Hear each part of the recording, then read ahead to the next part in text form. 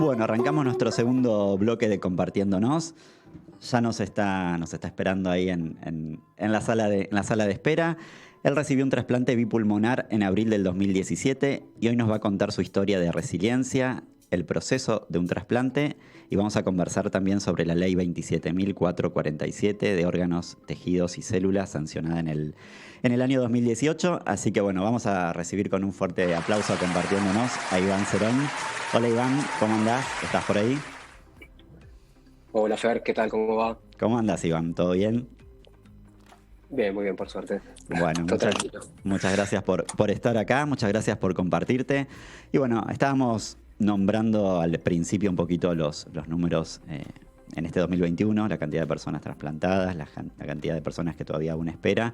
Y creo que hubo un poco de baja, por así decirlo, ¿no? Con el tema de la pandemia, también la gente que se anima o no a donar, ¿sí? Así que ahora en el tercer bloque vamos a conversar con Vanessa, con nuestra productora estrella, sobre los datos que ocurrieron en este último tiempo.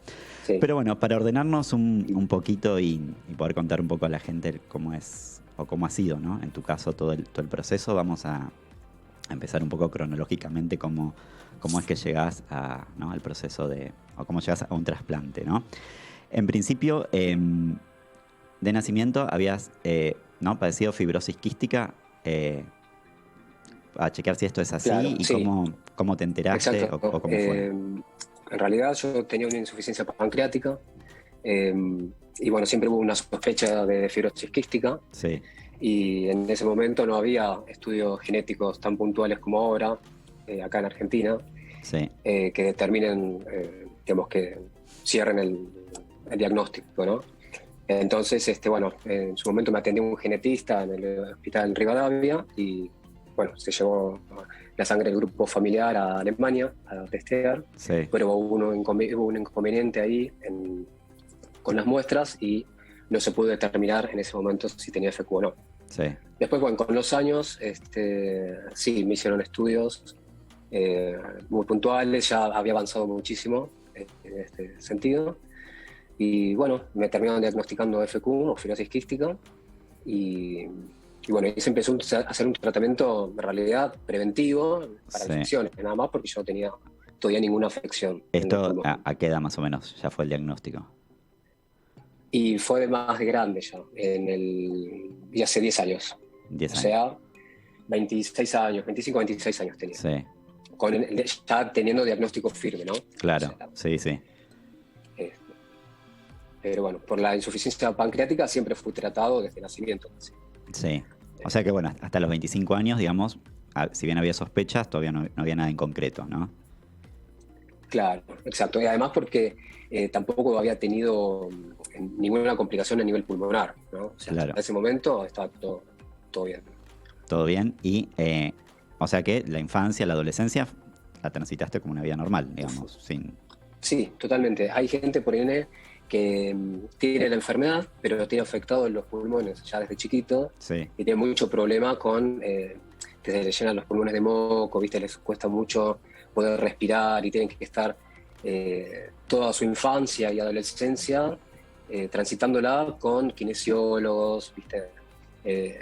Un cuadro bastante más complicado. Por suerte, en mi caso, no fue así que agradezco que haya sido así también. Sí, por eso, totalmente. Y cuando te enteraste o cuando te confirmaron el diagnóstico, ¿qué te pasó? ¿Cómo te sentiste? Mira, la verdad que como toda la vida hubo una sospecha, ¿viste? de FQ, la verdad siempre estuvo en ese ámbito, entonces no me dio una gran sorpresa y tampoco me impactó la confirmación del diagnóstico. Era algo esperado, digamos. Pero bueno, la realidad es que en realidad me dio más tranquilidad para decir, bueno, tengo esto, ¿sí? En ese sentido. Sí. ¿Y ahí a los 25 ya habías comenzado con algún problema en los pulmones o eso vino mucho tiempo después?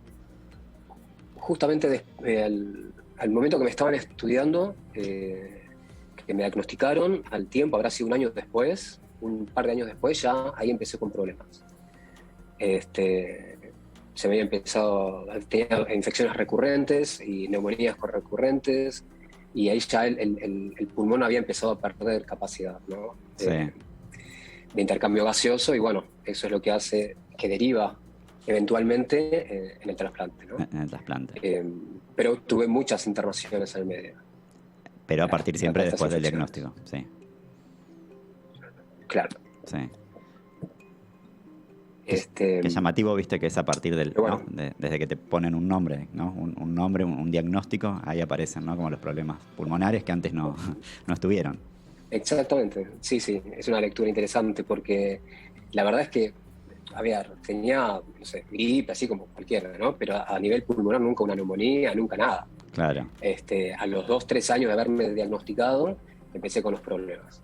sí, Y bueno, la realidad es que si bien se padecí bastante en ese tiempo, desde que me diagnostican, ¿no? Empiezo a tener problemas y luego de los problemas hasta que me trasplantan pasó relativamente poco tiempo.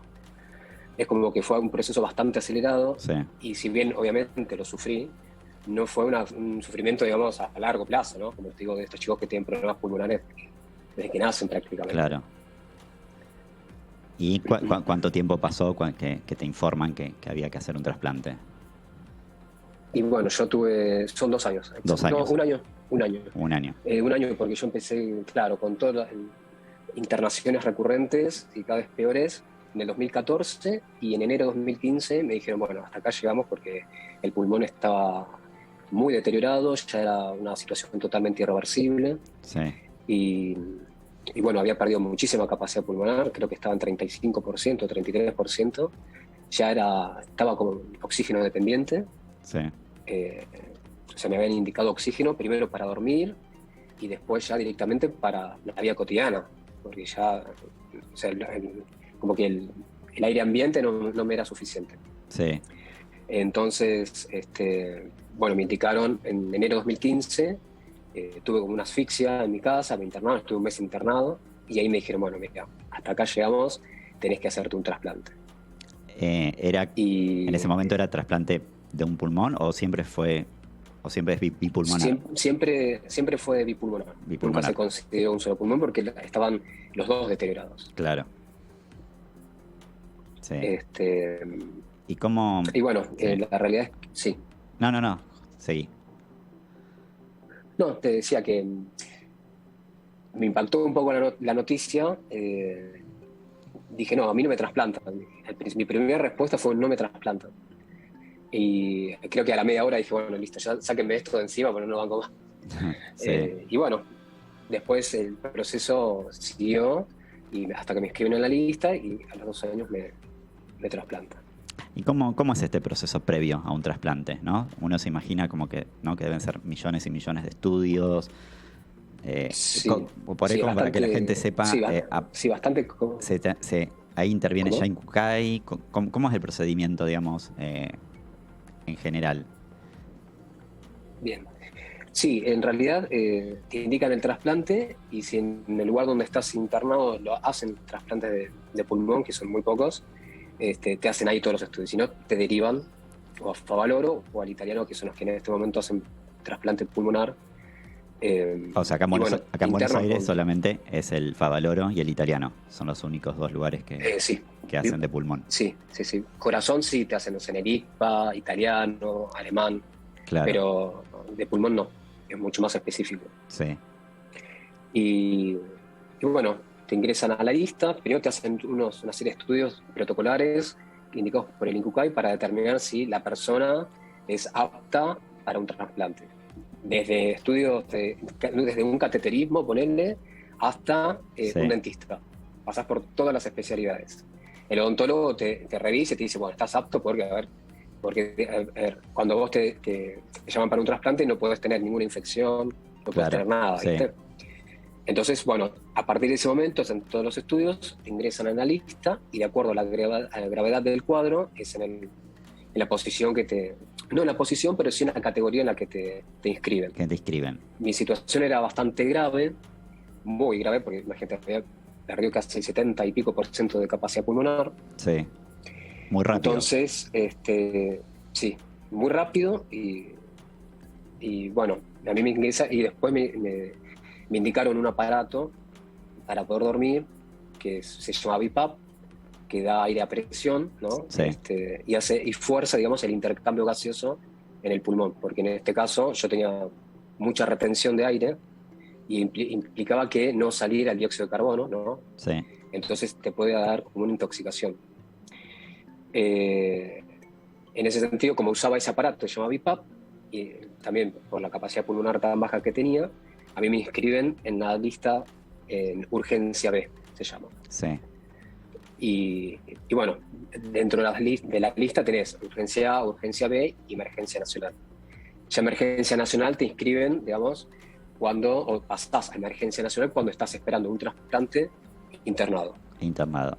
No sé si te acordás el claro. caso que cuando por ahí nosotros éramos chicos, como que fue un caso muy mediático, el caso de Diana Morim, la chica que estaba esperando un trasplante de hígado en el Garrahan, que era emergencia nacional, me acuerdo, que bueno, pues se recuperó, pero siempre por ahí la gente, viste, ve esos titulares, que entonces emergencia nacional o estas A o B, digamos, dependiendo la lista en la cual uno está. Claro, o electivo, que son las personas que, por ejemplo, están requiriendo un trasplante pero no están urgenciados. Están en vías de recibir un trasplante. Sí. Pero bueno, las categorías se van modificando a medida que va evolucionando el cuadro también, ¿no? Claro. ¿Y qué significa que por ahí mucha gente, viste que se suele decir o sale en los medios y por ahí la gente por ahí no comprende bien cuando dice, bueno, es compatible, no es compatible? ¿Qué significa o cómo lo puedes explicar para el lenguaje no médico, digamos? Sí, lo más concreto y simple es que cuando te escriben en la lista de espera, te hacen, además de todos esos estudios, te miden, por ejemplo, en mi caso, porque era pulmón, entonces me miden toda la caja torácica, estatura, todo. Entonces vos tenés distintos puntos que tienen que coincidir con el donante. Sí. Primero el tamaño. Sí, porque te pueden poner un pulmón gigante en una caja torácica chica, sí, o al revés. Después el tipo de sangre, que tiene que ser el mismo. ¿Sí? Sí. Y después está el complejo de histocompatibilidad, que es el último nivel de compatibilidad, que tiene que ser lo más parecido entre los dos, entre el donante y receptor. Obviamente no pueden ser iguales porque eso es lo que te da una identidad. Claro. Que es único para cada persona. Sí. Entonces, cuanto más se acerque esa compatibilidad, es más, digamos, más apto el receptor de recibir ese órgano. Por eso mucha gente, no en el caso de pulmón, pero viste que muchos, por ahí otros órganos, o riñón, viste que mucho se habla de los donantes familiares, ¿no? O médula, digamos, Claro, se supone, el trasplante cruzado de riñón, por ejemplo. Claro. Porque ahí se supone que hay, claro, como la mayor compatibilidad posible. Exacto, sí. Y una vez que fuiste inscripto, que fuiste anotado, ¿cómo es el proceso? ¿Cómo es Incucay? ¿Te van llamando cada tanto? ¿Te avisan? ¿Te preguntan? Claro, mira, a mí me dijeron, cuando me ingresaron en Favaloro, o sea, vos un contacto directo con Incucay no tenés. Sí. Todo es a través de estas dos instituciones que te van a hacer el trasplante. Ellos lo que primero me dijeron, bueno, ya estás inscripto, ponele, de ahora en más puede pasar que te llamen de un día para el otro, o pase 1 año, 2 años, no se sabe. Pero para vencer un poco y tratar de manejar un poco la ansiedad y la incertidumbre que todo este cuadro genera, sí, te dice, mira, te pueden empezar a llamar a partir del año y medio. Sí. O sea, como te escriben y olvídate. Está bien porque sí, hay que ordenar un poco, si no es como medio enloquecedor, ¿no? Si uno está pendiente que todo el tiempo puede pasar algo, que todo el tiempo te pueden llamar. Por supuesto. Si bien está esa posibilidad, sí, te dicen, bueno, te van a empezar a llamar a partir del año y medio seguro. Pero antes, tipo, relájate, hace tu vida dentro de las posibilidades que tenés, porque si no, la incertidumbre te mata. Claro. Te persigue, decir, bueno, a ver. Ellos, igualmente, Incucay te mandan una carta en el que te da como la bienvenida a la lista de espera. Y yo te digo, esto hace desde 2017. Sí. Calculo que hoy por hoy hacen lo mismo, ¿sí? No estoy al tanto del procedimiento si se actualizó. En su momento me mandaron una carta donde la bienvenida con nombre, usuario y contraseña para acceder al sistema, Sintra se llama, que es como la base de datos donde te inscriben. Están todos los receptores de todos los, digamos, todo tipo de trasplantes, de médula, riñón, todo. Sí, Y vos, dentro de ese perfil que te crean, podés ver las veces que fuiste partícipe de un operativo y que por X razón te rechazan o rechazan la lista completa y indirectamente no te llaman, ¿sí? De la única forma que te llaman es cuando hay un operativo que el órgano está en condiciones y sí, que es compatible con vos. Entonces ahí sí te llaman. Si sí. no, ni te llaman, ¿eh? ¿Y nos podés contar cómo fue el momento en que te llaman que habían aparecido los pulmones? Si recordás dónde estabas o con quién Sí, estabas. Supongo que debe ser un momento que sí, uno sí, me acuerdo patente no todo. olvidar. Sí. Fue en abril, a fines de abril. Yo ya me había relajado dentro de todo con el tema de ingresar a la base de datos del INCUCAI y estar fijándome cada 15 días a ver si había sido un posible receptor. Sí. Eh, Como que lo había manejado. Por suerte, en ese momento estaba haciendo terapia, así que me ayudó mucho. Eh, y bueno, me llamaron un domingo a la noche, tipo 7. Me acuerdo que mi mamá había venido a almorzar. Sí. Bueno, la acompañé a tomar el colectivo, se fue. Cuando llego tenía llamadas perdidas y de repente me suena el fijo, me dice, era mi vieja, me dice, Iván, te están llamando del Incucay, de Favaloro, me dice. Dice, atendé ni bien te llamen. No me terminó de decir eso, ya me estaban llamando de nuevo Sí. al celu y bueno, ahí me dijeron, mira, hay un operativo y queríamos saber si querés participar. Porque vos tenés que dar el ok. Digo, obvio, me tiré de cabeza de Favaloro. MGT había estado esperando 2 años justo porque me inscribieron en abril de 2015 Sí. y me llamaron en abril de Abril de 2017. 2017. O sea, lo que te O dijeron sea, fue, fue hay un justo... operativo. ¿Cómo? Hay Sí, un operativo. te escuché bien. Sí, a ver, hay un operativo Exactamente y es eso. lo que vos ya entendías qué significaba, de qué estaban Exacto. hablando. Sí. Sí, sí, sí. Operativo es que encontraron un donante, tienen que confirmar todos los receptores de ese donante, ¿sí? Y una vez que están todos confirmados, hacen la ablación y empiezan a repartirse los órganos a todos los receptores, Sí, ¿sí? Es un proceso, una logística impresionante. Por ejemplo, en mi caso, mis pulmones vinieron de Uruguay, sí, de Montevideo, porque hay un acuerdo, hasta donde sé, con Uruguay, no sé si en otros países también, que, bueno, ellos lo que van haciendo cuando hay un potencial donante, van buscando receptores a nivel regional primero, viste, el más cercano, y así van expandiendo hasta que encuentran uno a nivel, en este caso, a nivel regional, ¿no? sí, Y bueno, dije que sí, me acuerdo que fue a las 7 de la tarde. Así que bueno, preparé todo, como yo estaba con oxígeno, tuve que cargar la mochila de oxígeno, todo el protocolo que se lleva, sí. y me fui corriendo a Favaloro. A las 8 de la noche ya estaba internado en la clínica. Me imagino todo un gran, ¿no?, Y operativo y movimiento también en Favaloro, ¿no? todo, porque en Favaloro y ellos ya están acostumbrados. De hecho, cuando yo ingreso había llegado otro órgano, eso como que es un ir y venir constante, así que es una locura ahí adentro. Sí, Pero me acuerdo que yo fui en taxi, porque encima estoy cerca de Favaloro, y, y cuando llegué tenías que entrar por guardia, ingreso, y no le podía decir a qué iba, porque me puse a llorar. Me dice, vos sos el del trasplante, me dice.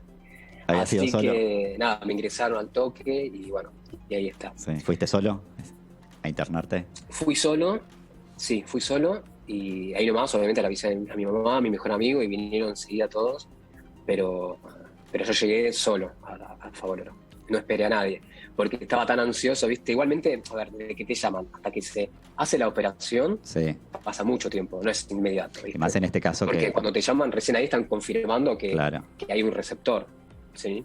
Y más en este caso que venían de Uruguay.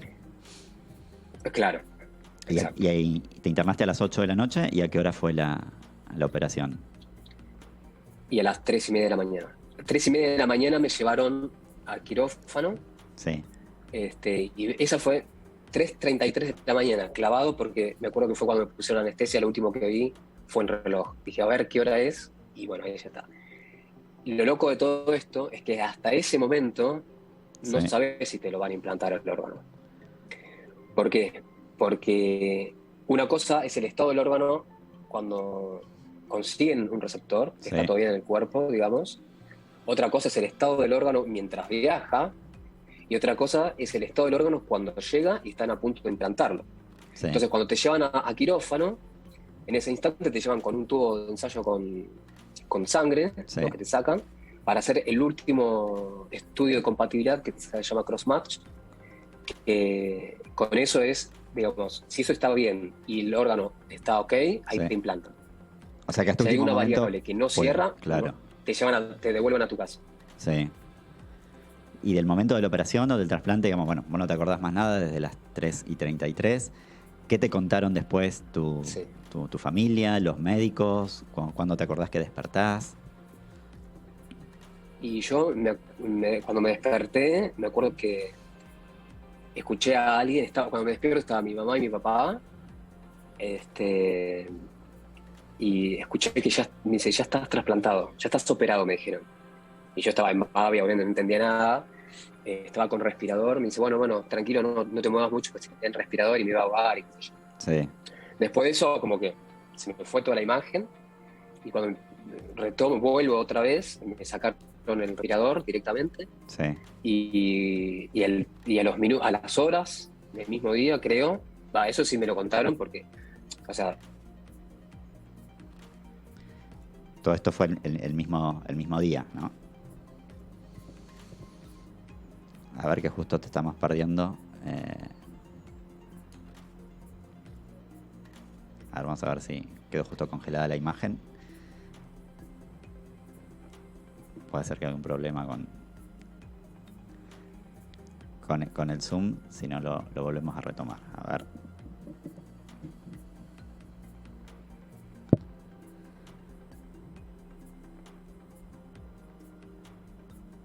Sí, creo que sí. A ver si no vamos a...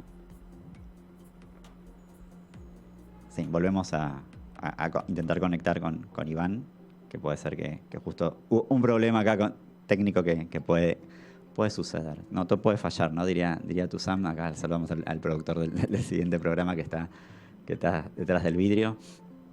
Vamos a ver si volvemos a conectar con Iván, que nos estaba contando justo, bueno, el momento en que había sido trasplantado y cuando se despierta, ¿sí?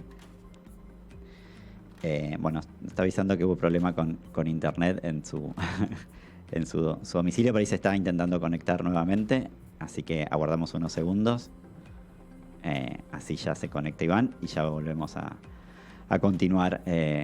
Bueno, realmente es impresionante, ¿no? Digamos, uno siempre escucha por televisión, pero escuchar el paso a paso y todo el proceso ¿no? que Iván fue contando, que fue relatando, es como una película, ¿no? Todo aquello que uno por ahí lo va viendo por televisión, o uno ve la foto final, por así decirlo, ¿no? La última imagen, pero contar todo el proceso, bueno, se complica un poco porque es contar cada detalle y cada situación, ¿sí? Así que bueno, estamos esperando que ya ahí se vuelva a conectar Iván para volver a conversar. Y ya bueno, también en el tercer bloque vamos a hablar con Vane, que nos va a contar un poquito también el tema de los números y que habíamos contado al principio, ¿no? La cantidad de gente y también un poco ver todo lo que tiene que ver con lo que pasó en la pandemia, que lo que nos avisan es que hubo un poco también de baja. A ver si ya ahí recuperamos a Iván. ahí está. Se cayó internet cuando no se tenía que caer. Se Iván. cayó internet justo. Sí, ahí me escuchás bien.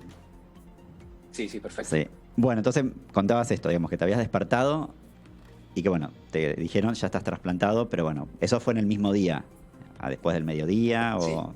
Sí. Sí, me dijeron que la operación duró 6 horas y pico. O sea, las madrugadas, sí, para el fin del día ya me habían sacado casi todo. Al otro día ya Sí. me habían sacado todo lo que es oxígeno y respiración asistida, digamos. Sí. ¿Y tu familia, los médicos, qué te contaron? Y bueno, de a poco me fueron informando, ¿viste?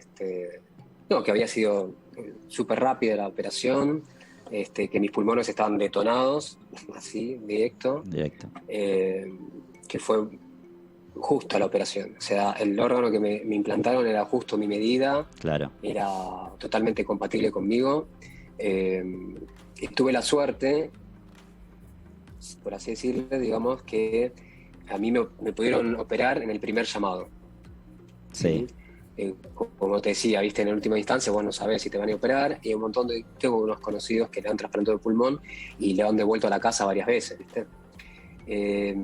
Pero bueno, en mi caso fue rápido, la recuperación fue muy rápida también, creo Sí. que a los 10 días ya estaba en mi casa, y bueno, me descomplejizaron bastante rápido, ¿sí? Sí.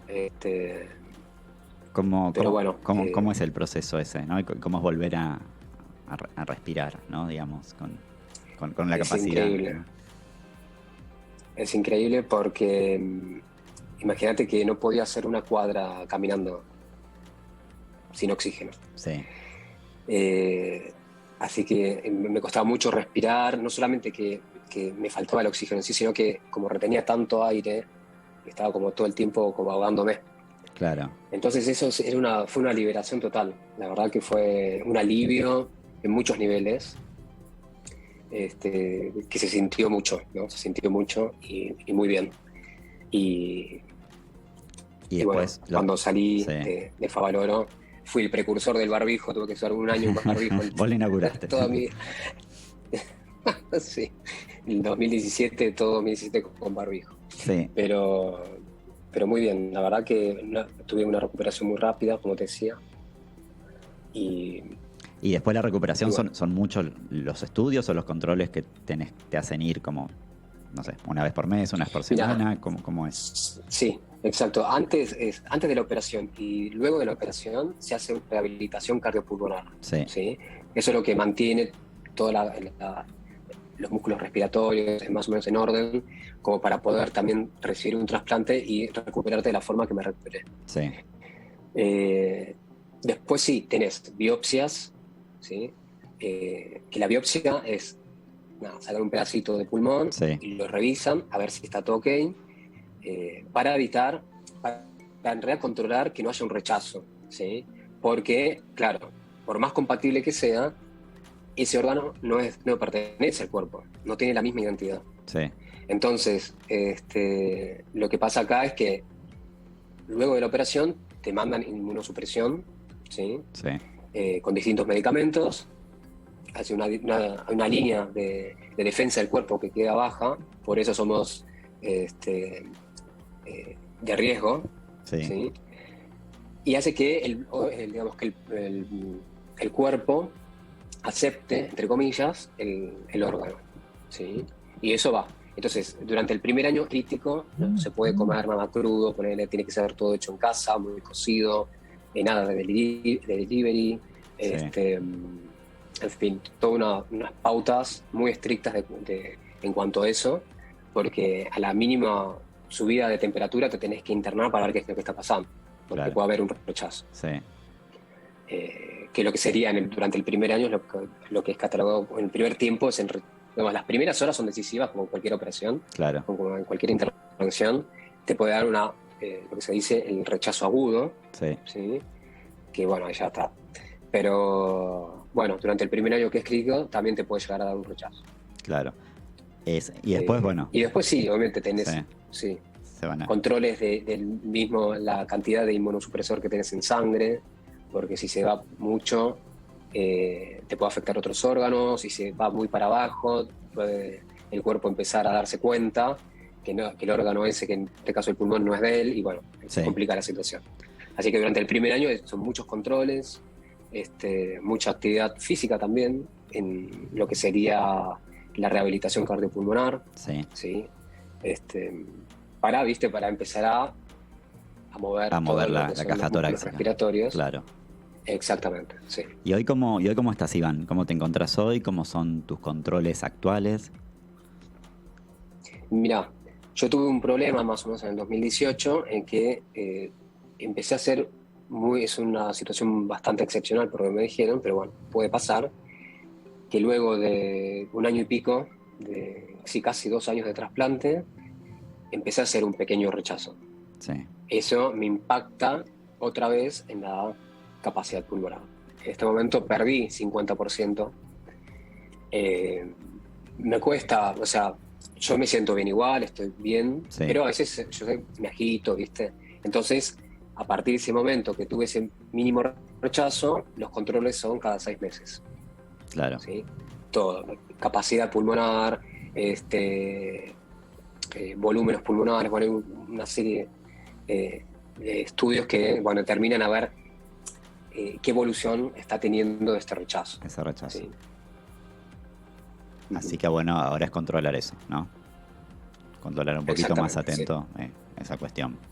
Y hablábamos un poquito, si bien al principio también del programa, que el 3 de agosto del 2018, justo un año después, ¿no? que fue tu trasplante, entró en vigencia la ley 27.447 de órganos, tejidos y células. ¿Qué impacto crees que tiene esta ley en lo concreto, si tenemos que hablar de leyes a nivel código penal, pero también qué impacto crees que tiene a nivel social?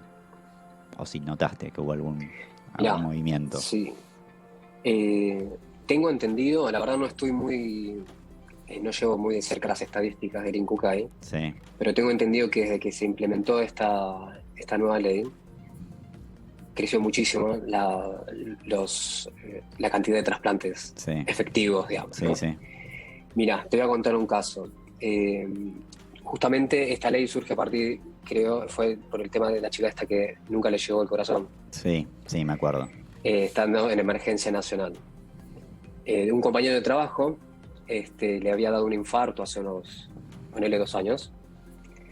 Y de un momento a otro le dije, bueno, no se terminó de recuperar, y le dije, bueno, te tenés que trasplantar.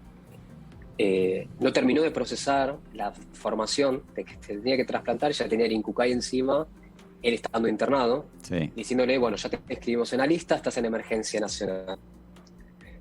Eso habrá pasado unos días. Sí.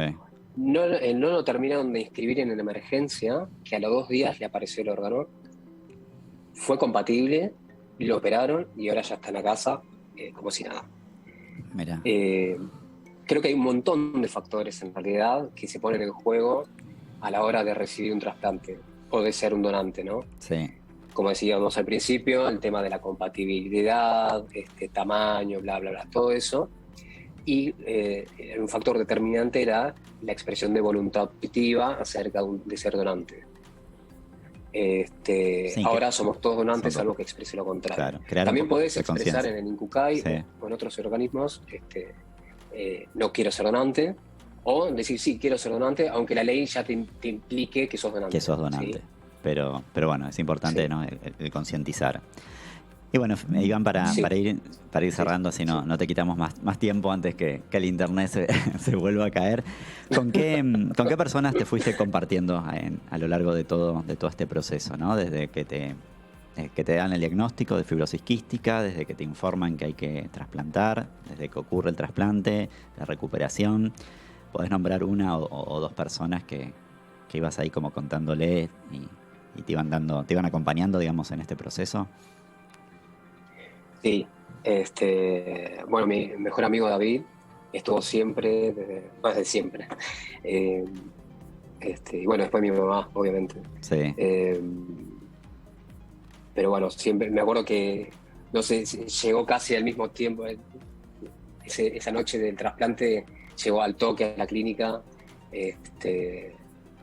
y bueno, siempre estuvo ahí, al pie del cañón. Sí, bueno, le mandamos un beso a tu madre y a David. Bueno. Y bueno, Iván, siempre para cerrar nuestras entrevistas, nuestras notas, siempre preguntamos a la hora de brindar y a la hora de levantar la copa, ¿por qué lo haces? En este caso, por toda la gente que está esperando un trasplante, que les salga lo más rápido posible. Porque la incertidumbre que es estar en la lista de espera es terrible. Es mucho, sí. Así que bueno, brindamos también por eso. Y bueno, nuestras entrevistas, nuestras notas siempre se cierran con un tema musical elegido por el invitado. Y hoy tenemos un gran operador, así que yo creo que el operador te va a complacer. Así que, ¿qué tema quisieras cerrar tu entrevista? Simply the Best, de Tina Turner. Bueno, el gran operador que tenemos hoy lo va a cumplir.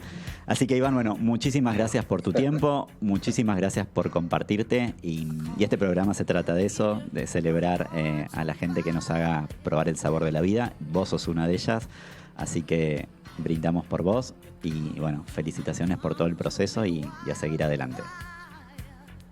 Bueno, muchas gracias, Fer, y gracias por el espacio y la oportunidad de contar mi historia. Gracias a vos. Un beso grande y nos vemos pronto. Y nos vamos a la tanda con este gran tema elegido por Iván.